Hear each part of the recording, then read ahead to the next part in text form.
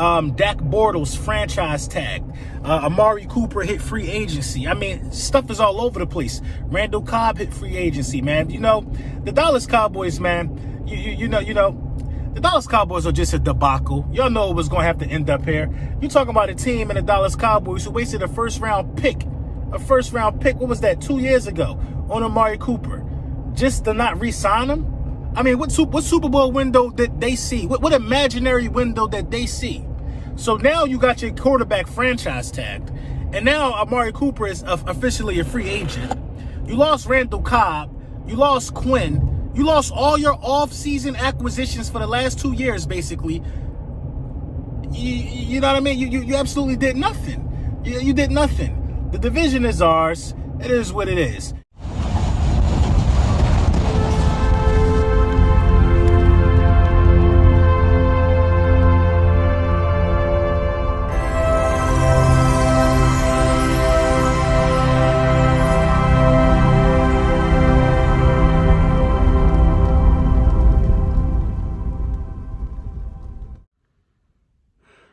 And they say I'm obsessed with the Eagles. I mean, you just saw Lord Brunson talking about the Cowboys in his video, supposed to be about the Eagles not signing Byron Jones, and them signing, what's his name, Hargrave, which I need to put, which will be put. You'll see a little bit later about how he talks about how Hargrave is a great pickup. Even though we'll get into that in a bit. So if you watch this video, it says the very beginning of the video, Lord, coming out of Brunson's mouth, and this is why I laugh, because when he says, I don't know football, he talks about we have Dak tagged, right? Which we all know why Dak is being tagged. He wants to talk about how we lost Cooper, but yet doesn't understand that shit was going on behind the scenes, restructuring of La'el Collins' contract, restructuring of Zeke's contract to free up that money so we can go ahead and pay Amari. But no, he doesn't understand or see that shit. He wants to talk about how we lost Quinn and we lost Cobb. Yeah, we lost them. They were 1-year deals. They weren't, I mean, Quinn did great for us. Cobb did great for us. But they weren't these big old acquisitions that we could not just lose. What? This is what makes me laugh about him, is he wants to sit out there and talk like he knows anything and everything about football when he knows nothing, not a thing. I mean, maybe every once in a while he is right, but everything that I've ever talked about on my channel, or I feel that I've talked about, is correct. It is correct in some capacity, whether it's half correct or whole or 100% correct. Everything that I talk about happens when it's, you know, when it comes to drafting a linebacker a couple years ago. What did we do? I was wrong on who we were going to take. Actually, I didn't even give who I wanted to take. I just said we needed a linebacker. Last year, I was wrong on drafting a safety because I honestly thought we were going to go safety. This year, I've said a number of things, to wide receiver in the first round, to safety, to which I know we're not going to go corner in the first round, but we could go secondary, back-to-back in both rounds. You know, I'm saying I'm not going to be wrong about this. But what cracks me up is what I'm going to get into right now is Lord Brunson put out there last night in his live stream. I really didn't watch it, but I watched it a little bit. I even asked him something, but he never responded because he wants to put money next year, on the division. And I said, bro, I'm down. I've taken this guy's money already once. I'm down to do it again. I don't know what. You want to put up 200 for the division? 200, Brunson? If you watch this video, let me know. Let me know, because, you know, I'm thinking 200 for the division. But who is that guy you cite? What's his name? Javon Hargrave. We'll watch, you know, this is what his stats are. I think he had 4 sacks last year, compared to Demarcus Lawrence's 5, which is better, because if you the title of part of the title of Lord Brunson's live stream last night was that Hargrave had a better year than than DeMarcus Lawrence. But sorry about that. I got a phone call. But no, let's just keep reviewing because we put DeMarcus Lawrence. Hartgrave, the Eagles pickup, had a better year than DeMarcus Lawrence apparently. But before we get into these numbers here, which you've already seen Hartgrave's numbers, I'm gonna put up Tanks here in a second, but take a look at this clip. Take a look at this clip because a guy who has had since entering the league since 2016, a guy who's had he's had 2 forced fumbles in his career. I actually got my notes. I read my shit down. So he has 2 forced fumbles, right? He has 1 fumble recovery since in the 4 years that he's been here. He's had 1 touchdown.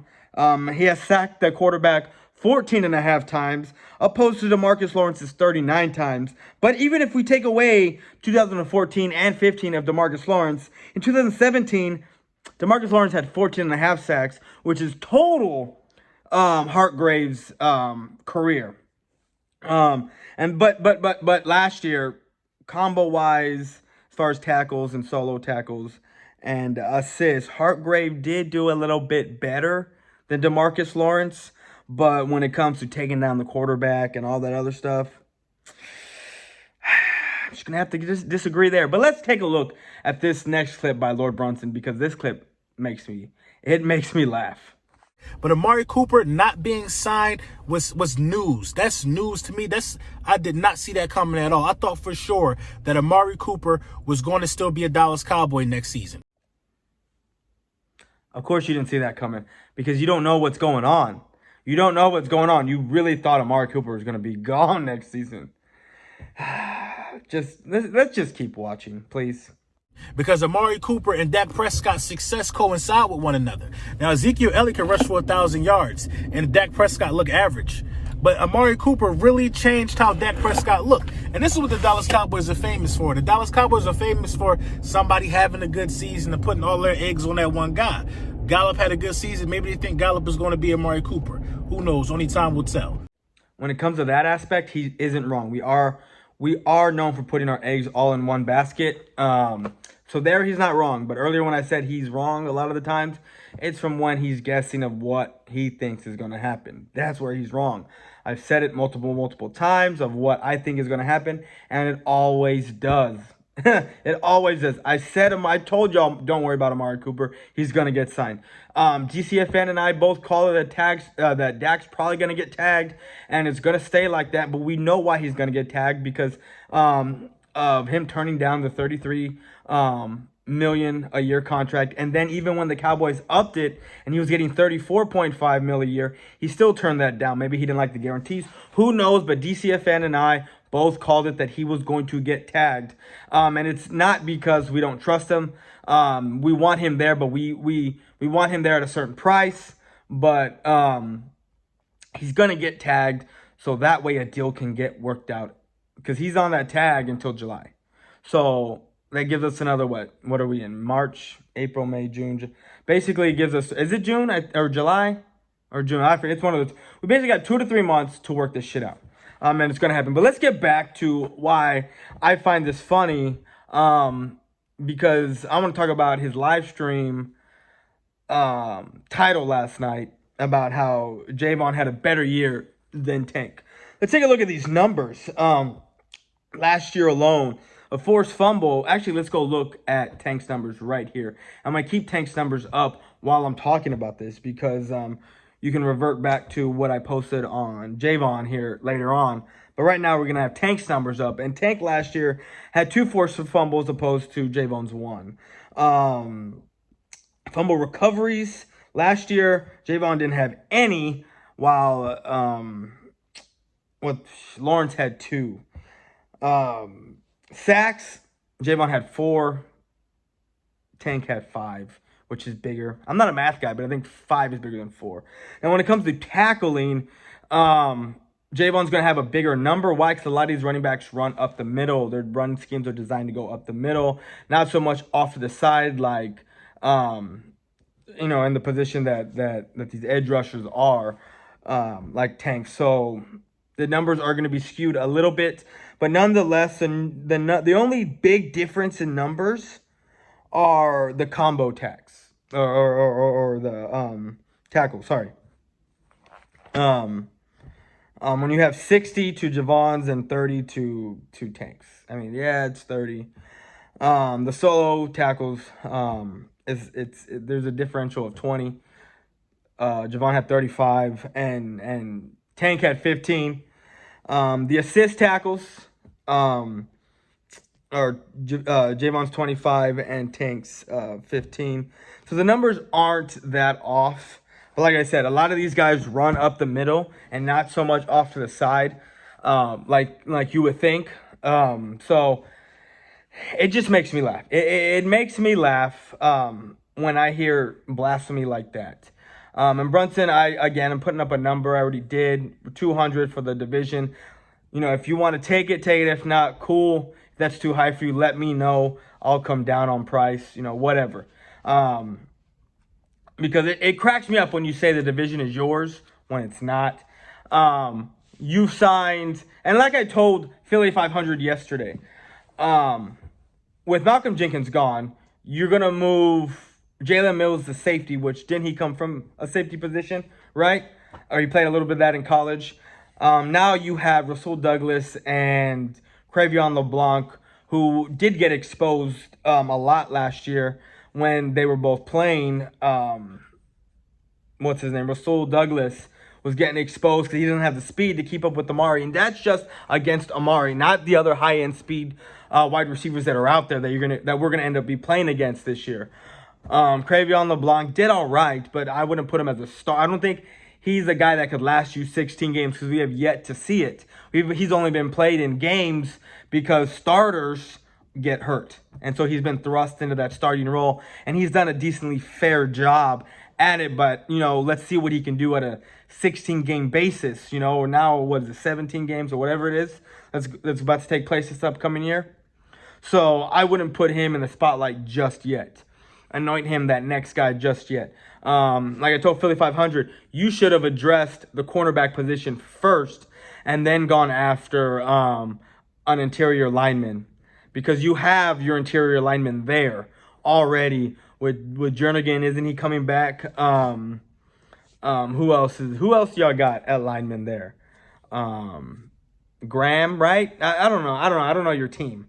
But you got some guys that are there. You got Malik Jackson that's coming back from injury that plays basically at the same position, interior line. So you got your guys there. There was no need to go after. Unless you're going after depth, you should have done that in the draft to get a third or fourth round guy that's decent that could be put there at the third string or second string or whatever it is for depth purposes. Because with Malik Jackson there, that's all this guy is going to be. He's going to be a rotational guy, a second string and third string guy.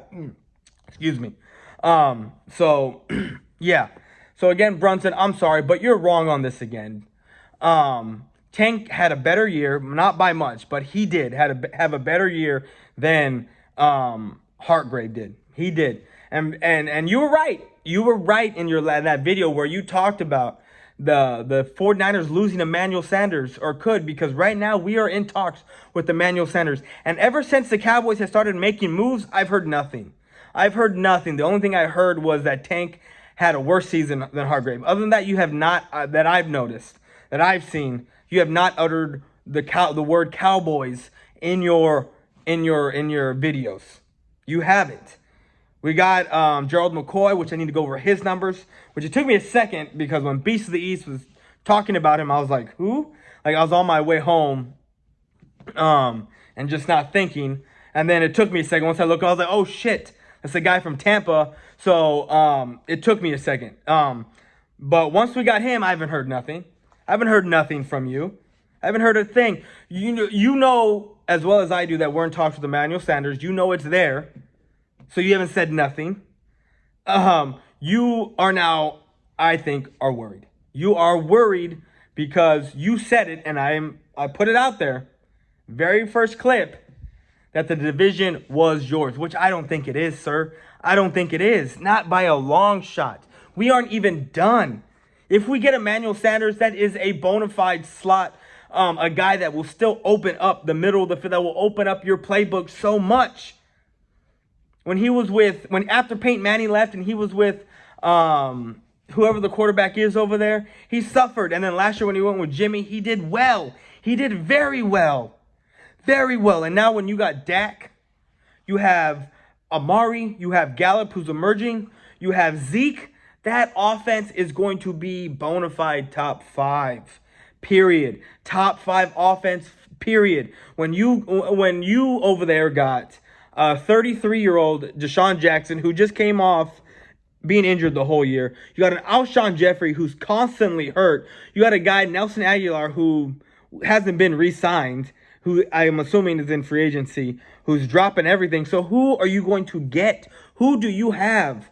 Ward, we only saw him for a handful of games. Now imagine teams game planning for this guy. Look, man, I'm just here to spit out facts and truth about everything. Expose people. That's what I do. It's very hard that you're going to expose me. I've only been exposed once, I think, or twice in what I have said because I'm very versed on how I say things. So you're not going to trip me up on what I say. So like I said, Brunson, I've already said it. I've said my piece. You wanted to put money on the division. I'm still waiting for your answer. I haven't got nothing back from you. So it is what it is, man. You let me know. I know you're going to watch this video. I know you're going to hit me up and you're going to say some things. You've already told me I don't know football, but I just laid out numbers for you from 16 to all the way to now for Hartgrave aren't that great. And he played 62% of the snaps. I know he didn't play all the snaps. He played 62% of the snaps last year and only got those numbers.